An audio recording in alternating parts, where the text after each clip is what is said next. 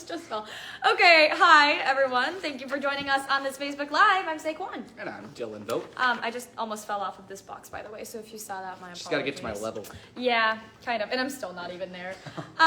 Also, before we get started, you can always watch this, listen to this later on our InForum YouTube channel. You can find us on your favorite podcast platform and on inforum.com/podcast under the InForum Minute.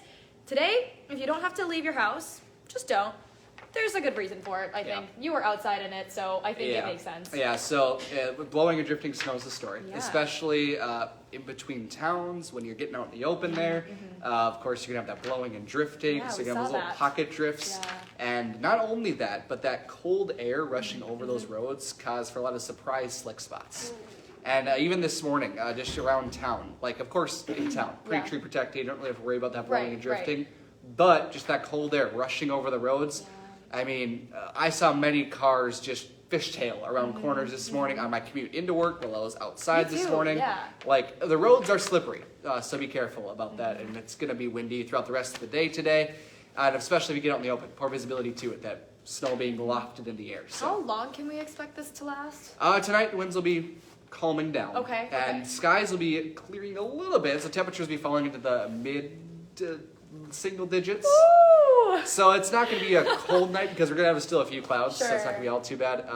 And then tomorrow we're talking more snow. Not a lot of snow, just similar to what we've had today. Like that nuisance snow, kind of, with the blowing just snow. Shows annoying flurries, some blowing snow with winds out of the west-southwest. So today they're out of the west-northwest.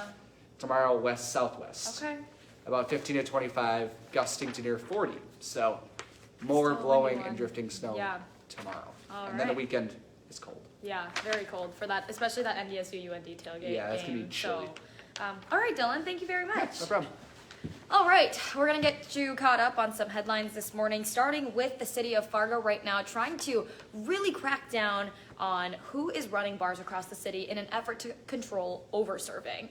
So right now, when you do apply for a liquor license in Fargo, you have to go through a background check, right? But then once you do all of those things, you're kind of in the clear, right? You might not have to do these background checks ever again, which is why right now, Fargo Police Chief David Zabolski is issuing something new. He's proposing something new right now.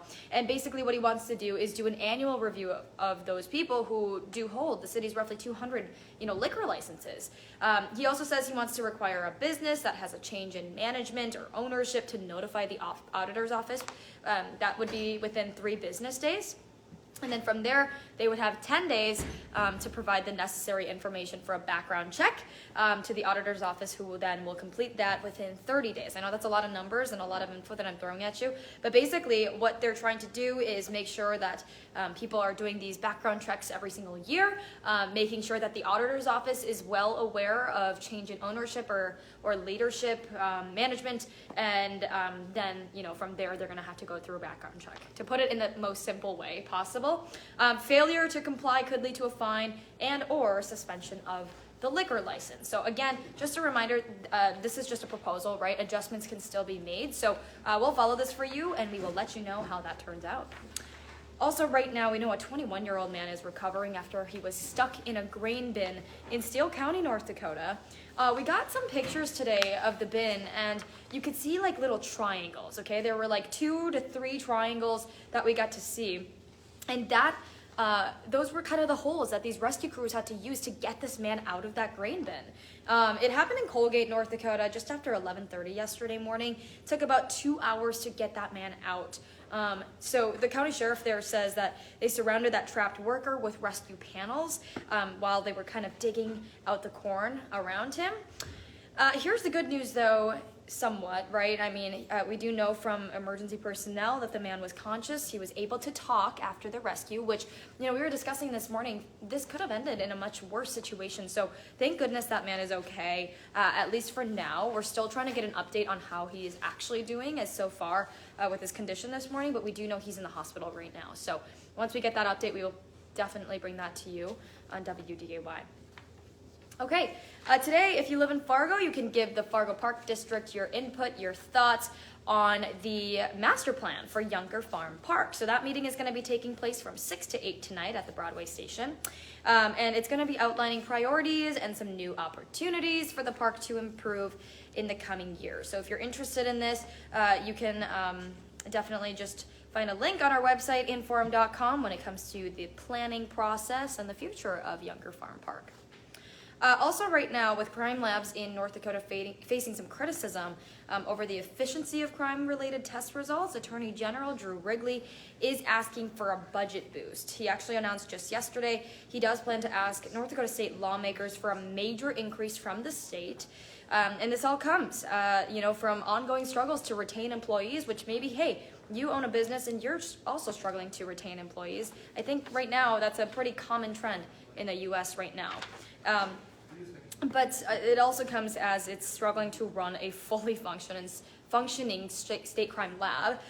Current budget right now is at more than $96 million, and Wrigley is saying that the crime lab, they need salary and staffing upgrades, and the state attorney has already submitted that request to Governor Doug Burgum, but would not tell us exactly the budget that he asked for. So we will continue to follow up on that for you and let you know what comes out of it. Also, North Dakota Senators John Hoeven and Hoeven Cramer voted against a federal law that would protect gay marriage, that with also, most Republicans in the state. Yesterday's vote could now open up the possibility for a final vote on the law. Keep in mind that vote was 62 to 37.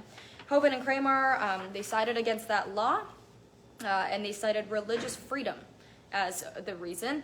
Cramer said that the federal government should stay out of marriage, and then when voting yesterday, Cramer did say, and I quote, "Today's vote is the first step leading to the normalization of religious discrimination, and it's a bridge too far," end quote. Minnesota side, of course, Senators Amy Klobuchar and Tina Smith voted in favor of that law, so wanted to keep you updated on that. Also, right now, you can take part in Give to the Max Day in Minnesota. Minnesotans, you guys probably know what I'm talking about. But that nonprofit fundraiser did start up at midnight. It's going to go until midnight tonight. When we got to look at it live this morning, I can see it right now, actually. It's almost at $14 million. So we saw it go from $12 million to $13 million in the middle of the show. And now it could hit $14 million pretty soon here. I'm going to guess another 30 minutes before it hits that $14 million mark. Give to the Max Day, of course, has been a tradition in the state since 2009.